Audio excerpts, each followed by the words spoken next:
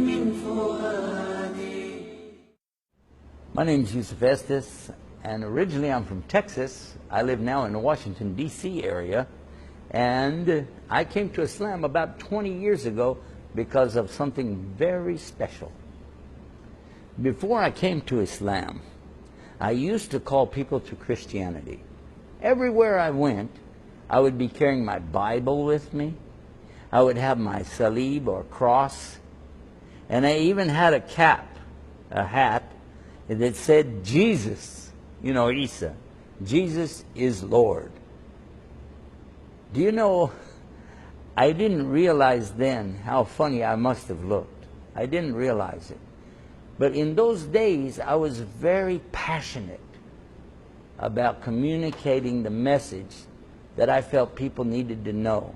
A message about love, a message about peace, and a message about being a good person, so that when the last day comes, the Yawm al-Akhir, that we be prepared for that. The daily life that I had before coming to Islam was filled with two things: working hard to make business, make money, tijara, and working hard to tell people about Jesus and the message of peace. It surprised me to find out that in Islam I could work more and communicate more, that's for sure. Before I met the person that helped me to know more about Islam, I used to have a very bad picture about Islam and Muslims. In fact, I was so afraid to even meet a Muslim that when my father told me we'd be doing business with a Muslim, I said, no way. No, these guys, Muslims, they are terrorists, they are hijackers, they are kidnappers, and they don't believe in God. In fact, they're worshiping a black box in the desert, and they kiss the ground 5 times a day. That was the way I understood Islam. A very bad opinion, and a bad idea of how they treated women and how they treated children. I thought that really it was almost like they want to put everybody in prison. This was the idea that I had. But then I had never really met a Muslim until we started doing business with a man from Egypt. When I first met this Egyptian gentleman, I was surprised because I was expecting to see some man wearing a long dress and a black robe over it and a big turban or imama on his head, and he has one eyebrow goes all the way across like this, maybe carrying a sword, a Saif, Hussam, like this, and maybe, something like Ayatollah Khomeini, I don't know. But then, when I met this man, I was so surprised. He was wearing normal clothes, and he looked as normal as anybody. He didn't even have a big beard. In fact, he didn't have any hair because he was even bald-headed. He was nice, a really nice person. And I thought right away, hey, I bet I can convert him to become a Christian. That was my idea. I'll make him become a Christian. But Allah had other plans. One of the things that really amazed me, you say in Arabic, ajib, ajiban, amazing, astonishing, was the way this man, although very quiet, gentle, kind, but what's amazing was the way that he, every day, he would do the salawatul khams. Every day. He would pray 5 times a day, on time. He would say, excuse me, I'll be right back. He would go and make wudu. Then, Allahu Akbar.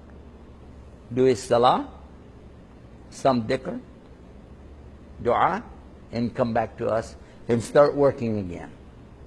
Every day, except 1 day a week. Yawm al-Jum'ah, he stops everything. He said, I will be back in 2 hours. he would get ready and drive to the masjid, do his salah there, and come back. And it took almost a half hour just to get there. So that's why he had to take 2 hours off. But he would still come back and go right back to work again. So the man would work 7 days a week, but he would stop for his worship. Another thing that he did, he liked to fast, Sawm, on Mondays and also on Thursdays. And you would go to him and say, would you like this? You want some of this? So and so. He'd say, no, it's okay. I'm fasting.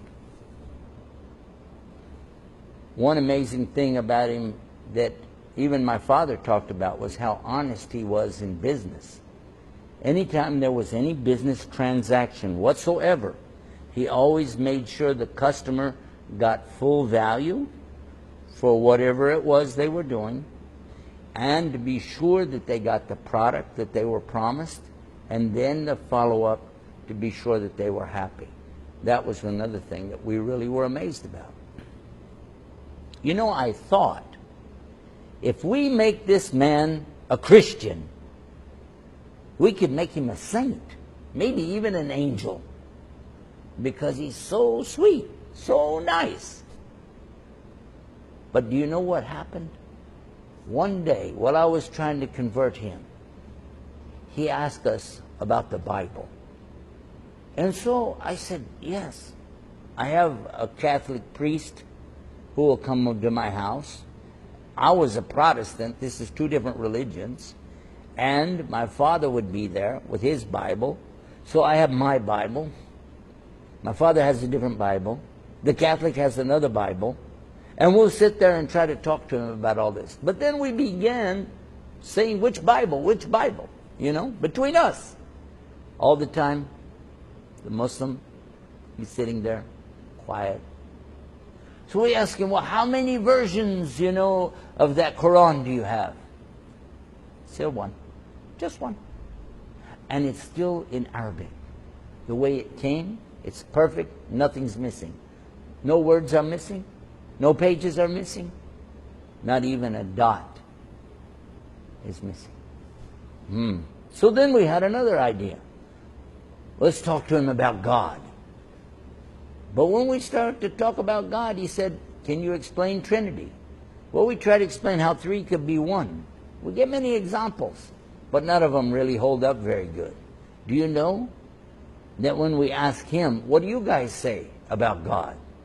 He said, well, it's pretty simple. And he said what Allah said in the Quran, أعوذ بالله من الشيطان الرجيم بسم الله الرحمن الرحيم قل هو الله أحد الله الصمد لم يلد ولم يولد ولم يكن له كفوا أحد. And do you know, his argument was so strong, we just sat there like this. No expression. Imagine what a beautiful meaning this has when somebody knows. When they really know Allah, He is Ahad, unique, one, no partners. And He takes care of everything. And He has no father, He has no sons, He has no relatives, no daughters, no cousins, no uncles. And He is not like anything.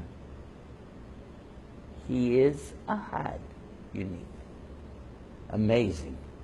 Many people ask me, how did you feel about being a Christian? What was it like to be a Christian? Did you ever have any doubts about Christianity? Well, actually, at one point in my life, I was so involved in Christianity, believing in it, that I thought it was everything, until I began to find mistakes in the Bible. Serious mistakes in the Bible. And then it made me begin to doubt. Not doubt about God, no, but to doubt about the Bible. And what about Christianity? Some of the things that we think about when we talk about this subject is, why is it called Christianity? Because if it's called Christianity, it means you have to follow Jesus, Christ. But what about all the people before that? They couldn't have known about Him because He wasn't here. What about Adam, Abraham, Moses, David, Suleiman? All the prophets. And then, what about Jesus himself? Did he say, I'm a Christian? Actually, I found in the Bible, it says that they were never called Christians until they took their message to Antioch, long after Jesus was gone, long after Paul came into the religion and started changing things. Even then he said, we were never called Christians until after Antioch. Then I started thinking, if the name is not right, the book has some mistakes, I don't know. But when I looked at other options, other religions, I wasn't very impressed. I really wasn't. And I had not really heard anything about Islam. And I never met any Muslims. Not until my Egyptian friend. But then I began to observe some things that really made me see a beautiful connection. One of the things that my Egyptian friend told me is that we Muslims believe in Jesus. I said, what? Because I know Jewish, you know, the Yahudi, they believe in Adam and Abraham and Isaac, Ishaq, Ishmael. They believe in Suleiman and David and all these prophets. They believe in the Old Testament, but they do not believe in Jesus. Not as a prophet, not as